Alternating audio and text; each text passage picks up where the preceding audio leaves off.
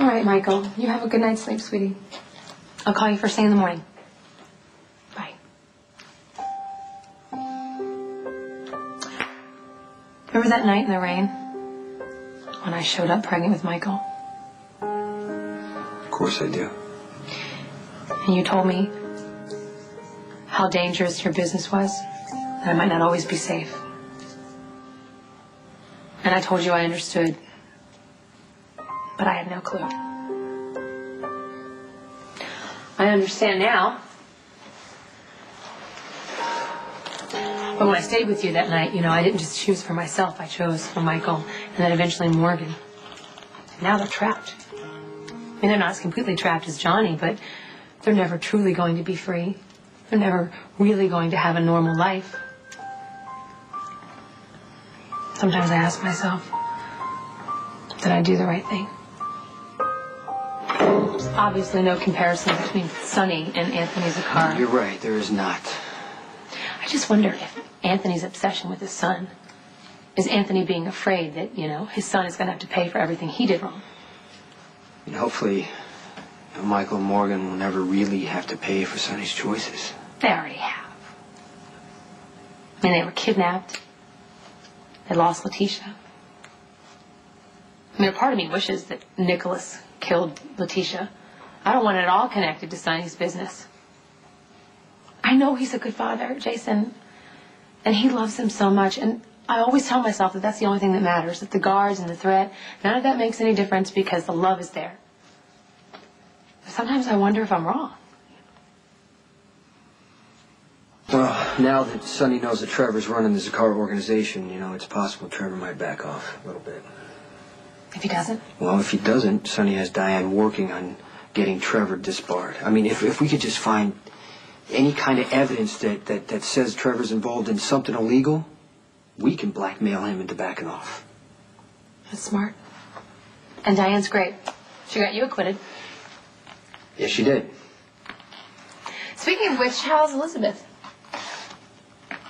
Why, Carly? Well, I'm just saying, you know, Diane is handling her divorce, and I'm sure she'll be shopping for a new father for her children, and I'm sure you're at the top of the list. Okay, you know what? Don't start.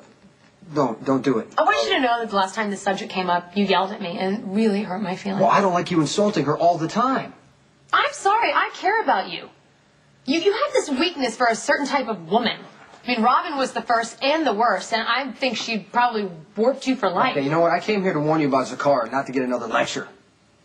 Look, you could listen to me. You know, I have insight, and I'm your friend, and I want to give it to you, and I think you should hear me out. Well, I'm not going to sit here and fight with you. I don't want to fight with you either.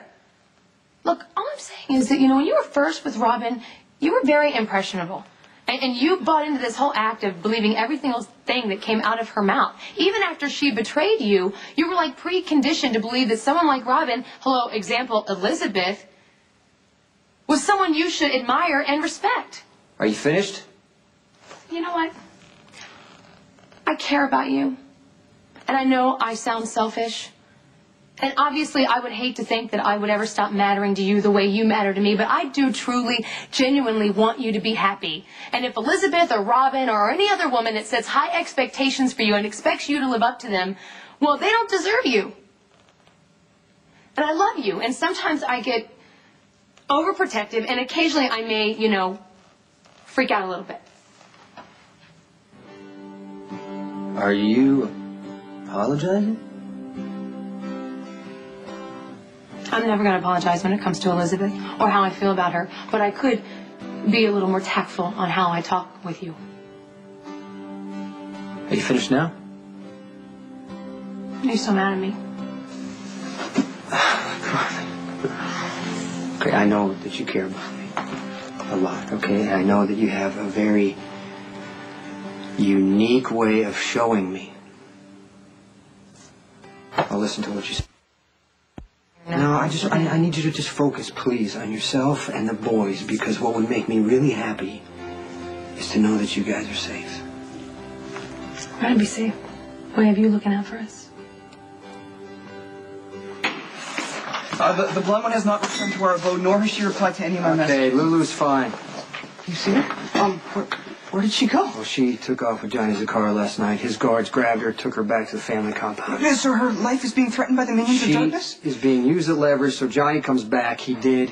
They released her. Happy ending. Well, Carly said that Lulu stopped by and she seemed fine. Why didn't she return any of my messages? I don't know, man. She should have. Okay, I'm not trying to imply any criticism of the blonde one. I'm sure she had. Hold on. Yeah. Which one? No, don't. I'll call Sonny. What happened? One of our main warehouses had an explosion. Looks like they made their first move. I'm interfacing with the security cameras on Pier 22 so we can monitor the aftermath of the explosion. Is that it right there? Yeah. Looks like the fire department's got it under control then. Yeah, it appears so. Stone Cold, I don't get it. Why plant an incendiary device in that particular warehouse? There's nothing there but innocent little coffee beans. It's a message. Probably from Trevor that Sonny shouldn't have gone to see Anthony Zacchara. How did Mr. Corinthos' meeting go? Zacchara is completely insane. He threatened to kill Sonny's family and everyone he cared about. Bernie says the cops are at the other warehouses. Can you pull up the surveillance? Stone Cold, might you elaborate on what you were talking about before the beneficent one called, namely, Zacchara's killing everyone that Mr. Corinthos cares about? Zacchara is confined to his compound. Yeah, we most earnestly hope. We know that it's getting dangerous.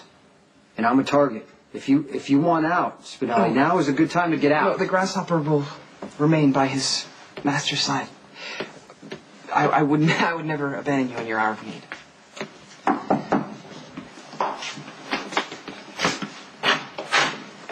I totally blew it with Lulu.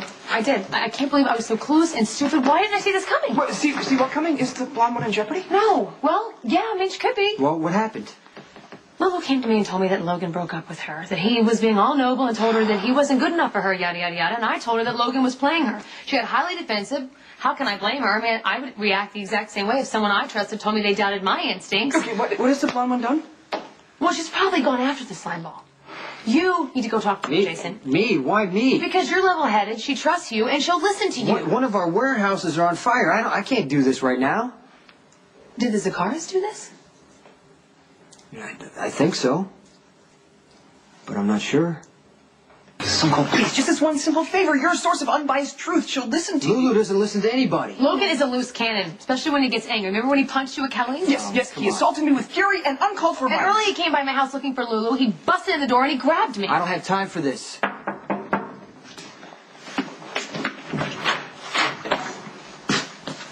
I need to ask you some questions. I can't do this right now. An explosive device went off tonight in your warehouse at 9:15. Do you know who planted it?